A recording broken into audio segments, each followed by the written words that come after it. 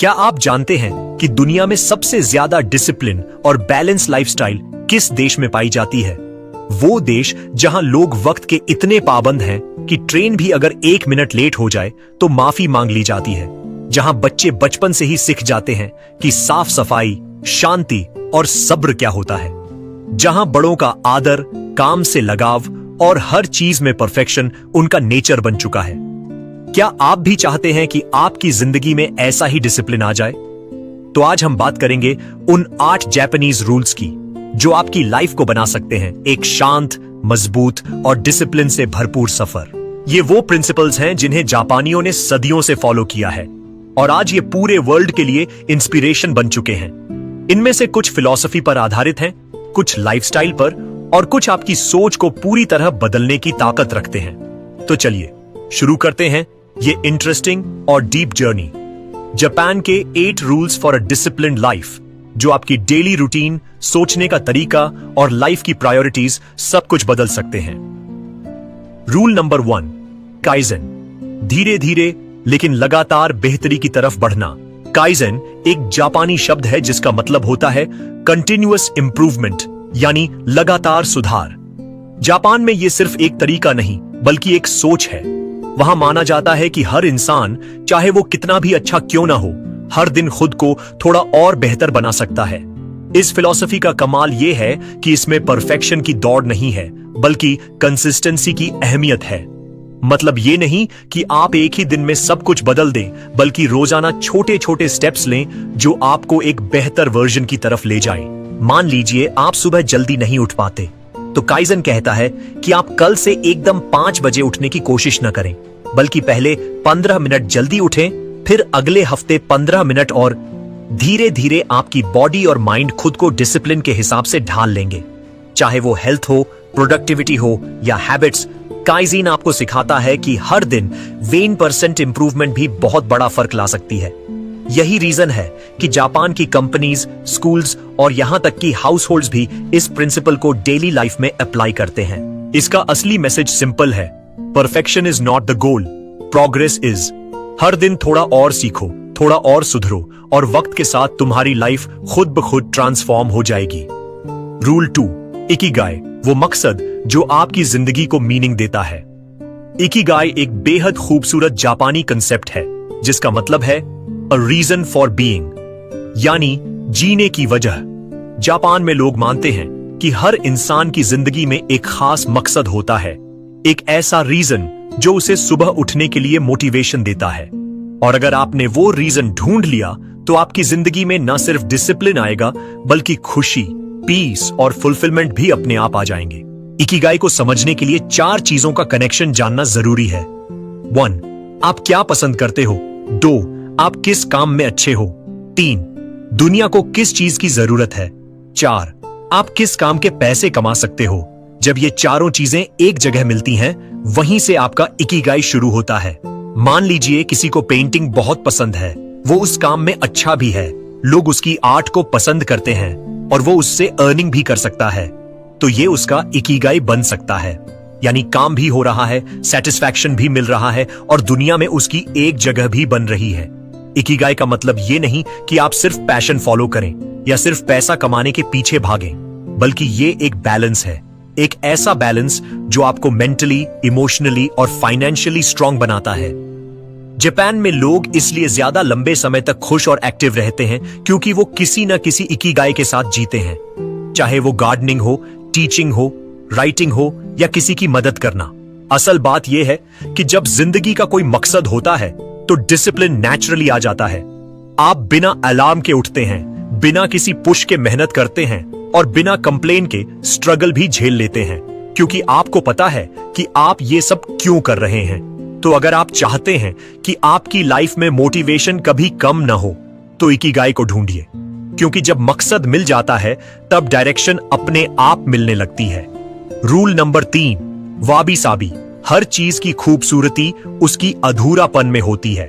वाबी साबी एक बेहद गहरा और सोलफुल जापानी कॉन्सेप्ट है जो हमें सिखाता है कि इम्परफेक्शन को एक्सेप्ट करना ही असली सुंदरता है। हमारी दुनिया में जहां हर कोई परफेक्ट दिखना चाहता है, flawless body, perfect lifestyle, luxury life, वहीं जापानी लोग वाबी साबी को अपनाते हैं, जो कहता है कि असल ब्यूटी उस चीज में है जो थोड़ी टूटी फूटी है, थोड़ी पुरानी है, लेकिन सच्ची है। वाबी का मतलब होता है सादगी और सिंप्लिसिटी को अप्रिशिएट करना, और साबी का मतलब है समय के साथ आने वाली उम्र, झुर्रियां, टूट फूट को ग्रेसफुली एक्सेप्ट करना। जैसे कोई पुराना कप जिस पर दरार है लेकिन उसमें यादें बसी हैं, हिस्ट्री बसी है। जापान में लोग उन दरारों को छुपाते नहीं, बल्कि उन्हें किसोने, गोल्ड से भरते हैं, जिसे किंटसुगी कहा जाता है, ताकि वो टूट फूट भी उसकी कहानी का हिस्सा बन जाए। इसका लेसन हमारी लाइफ के लिए भी उतना ही पावरफुल है।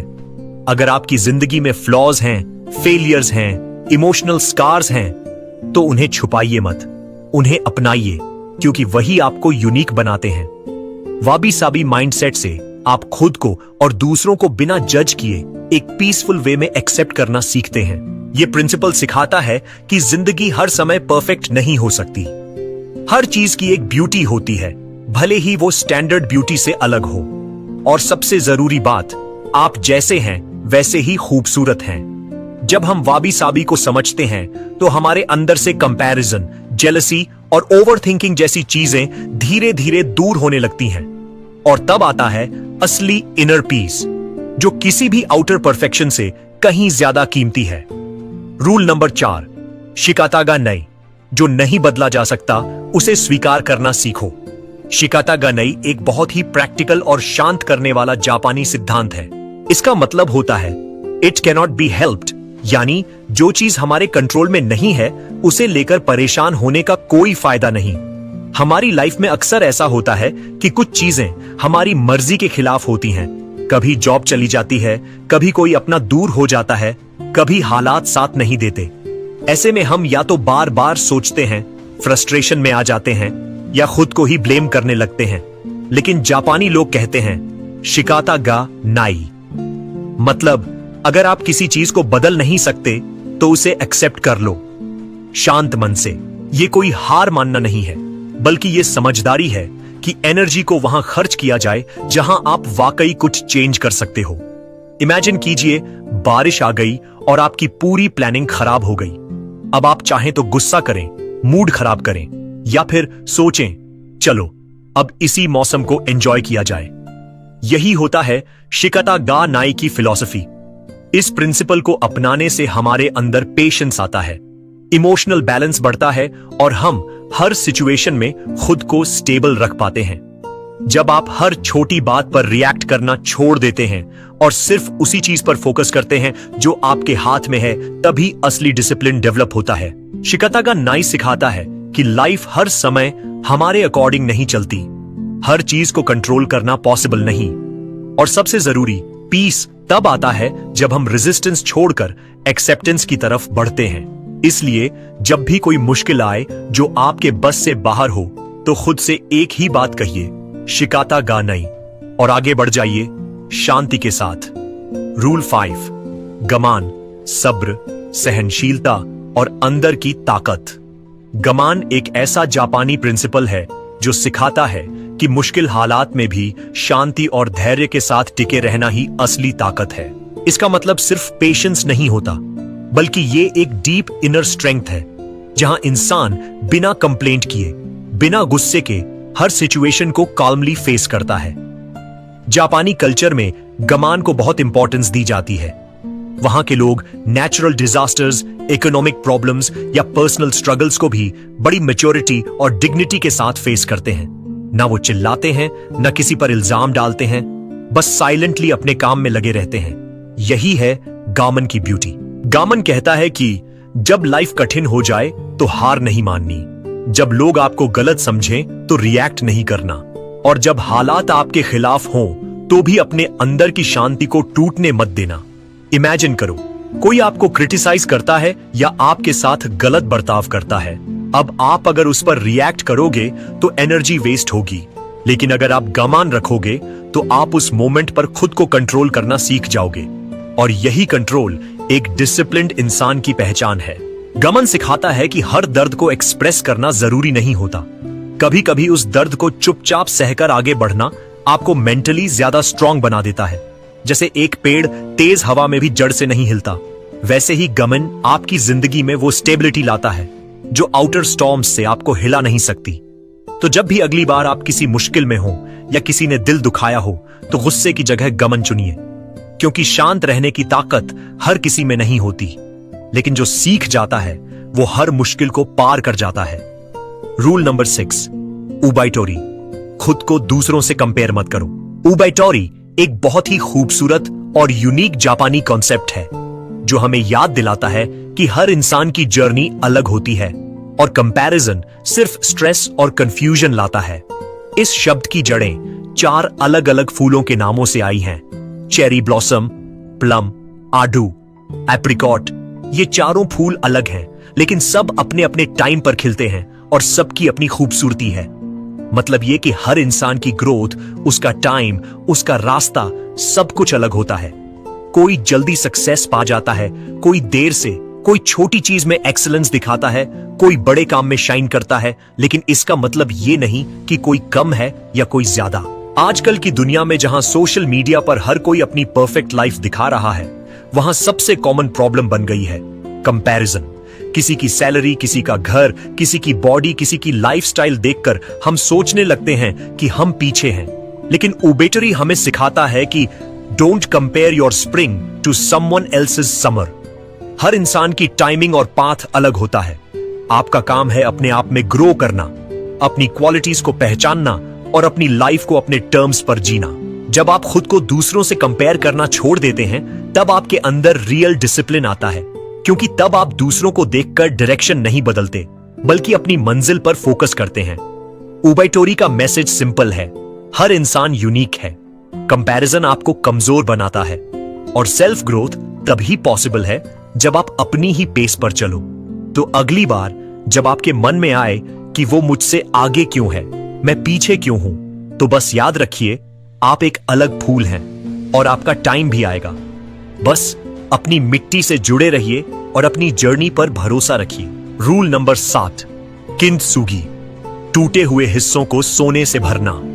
किंतसुगी जापानी संस्कृति का एक बेहद खूबसूरत और दिल छू लेने वाला प्रिंसिपल है। इसका मतलब है to repair broken things with gold, यानी जो चीज टूट जाए उसे फेंकने की बजाय उसे प्यार और खूबसूरती से जोड़ना, और वो भी ऐसे कि उसका टूटना ही उसकी सबसे बड़ी खूबी बन जाए। जापान में जब कोई चीनी मिट्टी का बर्तन टूटता है तो लोग उसे जोड़ने के लिए सिंपल ग्लू का इस्तेमाल नहीं करते, बल्कि वो दरारों को सोने या चांदी जैसे कीमती मेटल से भरते हैं, जिससे वो बर्तन पहले से भी ज्यादा सुंदर और कीमती बन जाता है। इसे ही कहते हैं किंतसुगी, और यही कॉन्सेप्ट हमारी जिंदगी पर भी अप्लाई होता है। हम सभी कभी ना कभी टूटते हैं, इमोशनली, मेंटली या रिलेशनशिप्स में, और जब ऐसा होता है तो हम या तो खुद को कम समझने लगते हैं या अपनी कमजोरियों को छुपाने लगते हैं। लेकिन किंतसुगी कहता है कि आपकी दरारें आपकी शर्म नहीं, आपकी ताकत हैं। आपका टूटना, गिरना और फिर उठना, यही आपको खास बनाता है। इमेजिन करो, अगर आपकी जिंदगी में कोई बड़ा फेलियर आया हो, जॉब लॉस, हार्ट ब्रेक या कोई बहुत पेनफुल एक्सपीरियंस, तो आप उसे अपनी वीकनेस मानते हो। लेकिन किंतसुगी माइंडसेट ये कहता है कि उस दरार को गोल्ड से भरो, यानी उस एक्सपीरियंस से सीखो, ग्रो करो और प्राउडली उसे अपनी स्टोरी का हिस्सा बनाओ। किंतसुगी सिखाता है कि ब्रोकन होने में कोई शर्म नहीं है। हर दर्द आपको एक नया रूप देता है, और जो लोग अपनी टूटी हुई जगहों को एक्सेप्ट करते हैं वही सबसे ज्यादा स्ट्रांग और रियल होते हैं। सो नेक्स्ट टाइम जब आपको लगे कि आप अंदर से टूट गए हो, तो याद रखो, आप में जो दरारें हैं वही आपको सबसे ज्यादा यूनिक और ब्यूटीफुल बनाती हैं। बस उन्हें छुपाओ मत, उन्हें सोने से भरो, यानी हिम्मत, हीलिंग और उम्मीद से। रूल नंबर 8, मोटेनाई, किसी भी चीज को बेकार मत जाने दो। मोटेनाई एक डीपली रूटेड जापानी प्रिंसिपल है जो हमें सिखाता है कि हर चीज की कद्र करो, चाहे वो समय हो, खाना हो, पैसा हो या कोई इंसान। इसका मतलब होता है व्हाट अ वेस्ट, लेकिन सिर्फ रिग्रेट के लिए नहीं, बल्कि ये एक रिमाइंडर है कि हमें किसी भी रिसोर्स को अननेसेसरीली वेस्ट नहीं करना चाहिए। जापानी कल्चर में मोटेनाई सिर्फ एनवायरमेंटल प्रिंसिपल नहीं है, ये एक पूरा लाइफस्टाइल है। वहां बच्चे बचपन से सीखते हैं कि अगर उन्होंने खाना प्लेट में छोड़ा या किसी चीज को बिना जरूरत फेंक दिया तो वो मॉर्टेनाई कर रहे हैं, यानी एक कीमती चीज को बेकार कर दिया।